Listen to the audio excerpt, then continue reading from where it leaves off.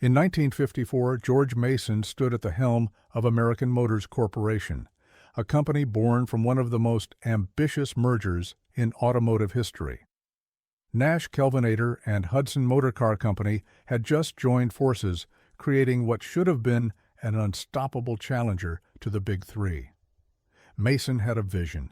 He saw a future where independent automakers could band together, pool their resources, and take on General Motors, Ford, and Chrysler. He had spent years negotiating, planning, strategizing. And now, finally, it was happening. But George Mason would be dead within months. And the empire he built? It would crumble in ways no one saw coming. This is the story of the Nash-Kelvinator merger and how a series of poor decisions and brutal market conditions turned a promising alliance into one of the great failures of American automotive history. Along the way, we'll encounter corporate infighting, misread markets, cars nobody wanted, and a company that lost its identity trying to find one. So, let us begin. But first, how did Nash and Kelvinator end up together in the first place? Now, to understand this story, you need to understand the man at the center of it, Charles W. Nash. He was born in 1864, and honestly, his early life reads like something out of a Dickens novel. Orphaned young, bound out to a farmer at age 6, worked like a dog for years. But Nash had something, a drive, a mechanical mind. By his 20s, he'd caught the attention of William Durant, the founder of General Motors. Nash climbed the ranks, eventually becoming president of GM in 1912. But here's the thing about Nash. He didn't like answering to people. He didn't like Durant's chaotic management style. So in 1916, he did something bold. He quit GM, bought the Thomas B. Jeffrey Company, and renamed it Nash Motors. Nash Motors wasn't trying to compete with Ford on volume. That would have been suicide. Instead, Nash positioned his cars as quality vehicles for the middle class. Not luxury, not cheap. Right in the sweet spot. And it worked. Through the 1920s, Nash Motors was profitable, respected, innovative. They introduced things like twin-ignition engines, synchronized transmissions, and the first car with a heating system that actually worked. I mean, genuinely worked. Before Nash, heating in cars was basically an afterthought. By the 1930s, Charles Nash was getting old.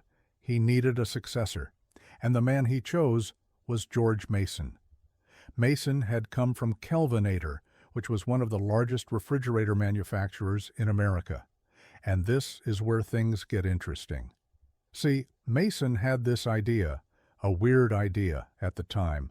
He thought there were synergies between making cars and making refrigerators. Both required metal stamping, assembly lines, distribution networks. Both sold big-ticket items to American households. Why not combine them? In 1937, Nash Motors and Kelvinator Corporation merged to form Nash-Kelvinator. Charles Nash became chairman, Mason became president, and suddenly you had a company making both automobiles and kitchen appliances.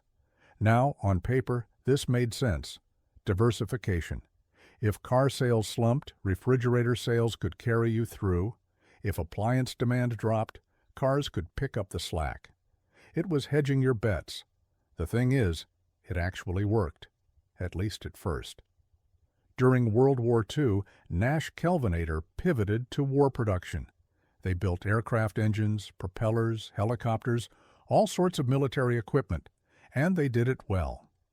By the end of the war, Nash-Kelvinator emerged stronger than ever with modern factories and cash reserves ready to capitalize on the post-war boom, and boom it did. Americans wanted cars desperately. After years of rationing and sacrifice, they wanted new vehicles, new appliances, new everything. Nash-Kelvinator was positioned perfectly, or so it seemed. George Mason had risen to become the undisputed leader of the company by this point. Charles Nash had retired, and Mason had a vision that went far beyond just selling cars and refrigerators. He looked at the automotive landscape and saw a problem.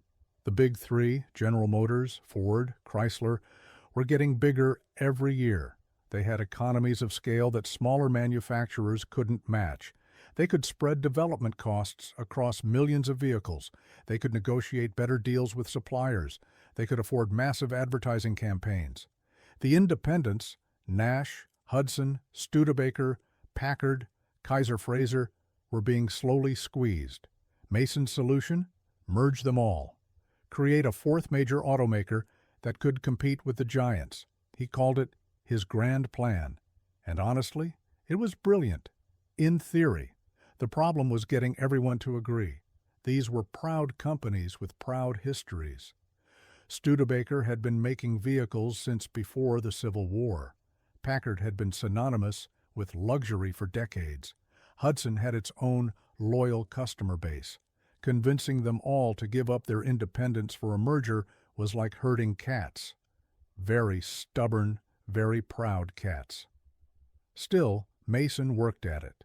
Throughout the late 1940s and early 1950s, he held meetings, made proposals, negotiated terms. He was playing a long game. Meanwhile, Nash-Kelvinator had to keep selling cars. And this is where we start to see the cracks. In 1950, Nash introduced the Rambler. Now, the Rambler was actually a smart move.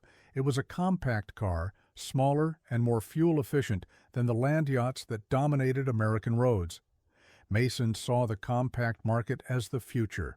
He was right about that. But he was about 20 years too early. In 1950s, America, bigger was better. Cars were status symbols. Families wanted huge vehicles with chrome and fins and power. The Rambler sold okay, but it wasn't setting the world on fire. The main Nash lineup had its own problems. The 1949 Nash Airflight was revolutionary in terms of aerodynamics.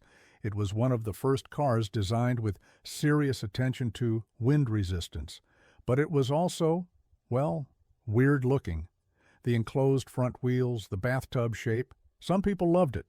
A lot of people thought it looked like an upside-down boat. Sales were decent, but not spectacular.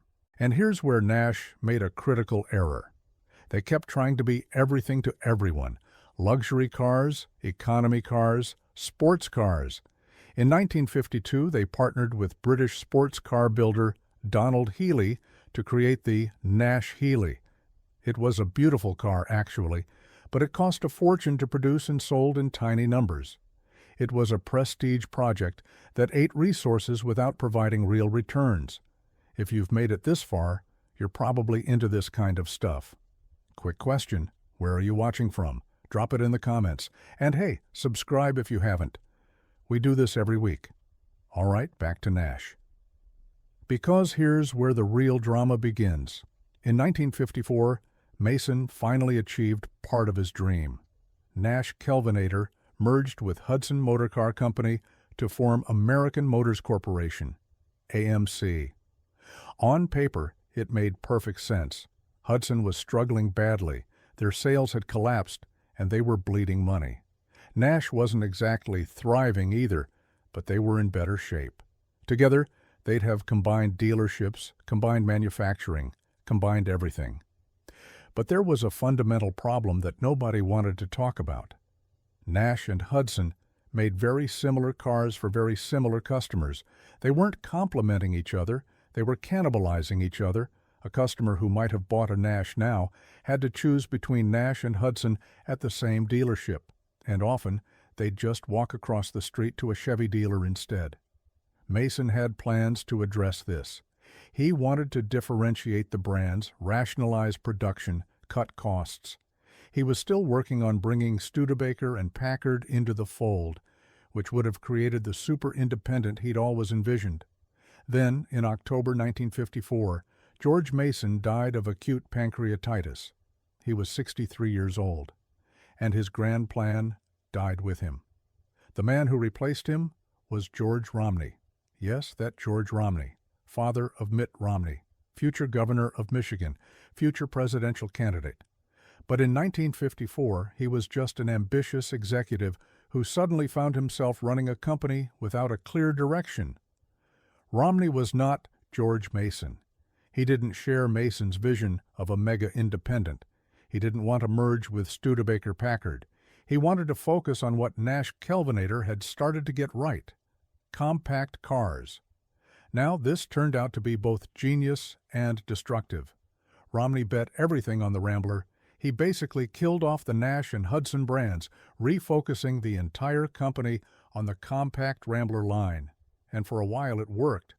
The 1958 recession hit America hard, and suddenly people wanted smaller, cheaper, more efficient cars. Rambler sales exploded. By 1960, AMC was actually profitable. Romney was hailed as a visionary. But here's the thing: he'd gutted the company to do it.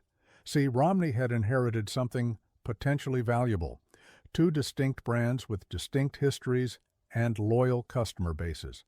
Nash meant something to certain buyers. Hudson meant something to others. By killing both and replacing them with Rambler, he was starting from scratch. He was betting everything on one product line. When the economy recovered and Americans went back to buying big cars, AMC was in trouble. They had no full-size offerings to speak of. They had no prestige brand. They had the Rambler, which was practical but not exciting. They tried to adapt. The 1960s saw AMC scrambling to find an identity. They made muscle cars. They made economy cars. They made the Marlin, which was a fastback that looked like someone had grafted a sports car roof onto a Rambler platform. It wasn't bad exactly, but it wasn't great either. It was weird, the way Nash cars had been weird, and not always in a good way. The Kelvinator side of the business, meanwhile, had been quietly sold off. In 1968, AMC divested Kelvinator to White Consolidated Industries. The synergy that Mason had envisioned, cars and appliances supporting each other, was gone. AMC was now purely an automotive company, and a struggling one at that. The 1970s brought the fuel crisis, and suddenly compact cars were hot again. You'd think AMC would be positioned perfectly, but by then the Japanese imports had arrived in force. Toyota, Datsun, Honda. They made compact cars that were better built, more reliable, and often cheaper than what AMC could offer. The window that Romney had opened in 1958 had closed. AMC floundered through the 1970s. The Gremlin, the Pacer, the Matador. These cars have become punchlines, and honestly, some of them deserve it. The Gremlin looked like someone had designed a full car and then just chopped off the back end. The Pacer was round and weird and had the turning radius of a school bus. They were different, sure. But different isn't always good when what people want is reliable. To stay alive, AMC did something desperate. They partnered with Renault, the French automaker. In 1979, Renault bought a stake in AMC and started sharing technology, platforms, engineering. For a while, this kept the lights on. But it also meant AMC was losing its independence, the very thing that had defined the company since Charles Nash walked away from General Motors 60 years earlier. The final blow came in 1987. Chrysler bought American Motors Corporation. They wanted one thing: Jeep. AMC had acquired Jeep back in 1970, and the Jeep brand was actually worth something. Everything else, the factories, the dealer network, the Renault partnership, the remnants of Nash and Hudson and Rambler, Chrysler either absorbed or discarded. And that was it. The grand experiment was over. So what went wrong? Looking back, you can point to a dozen things. The Nash-Kelvinator merger itself wasn't a bad idea. Diversification made sense in the 1930s. But it created a company that was always caught between two industries, never fully committed to either. The merger with Hudson was well-intentioned, but poorly executed. Without George Mason's steady hand, the combined company never figured out how to leverage two brands.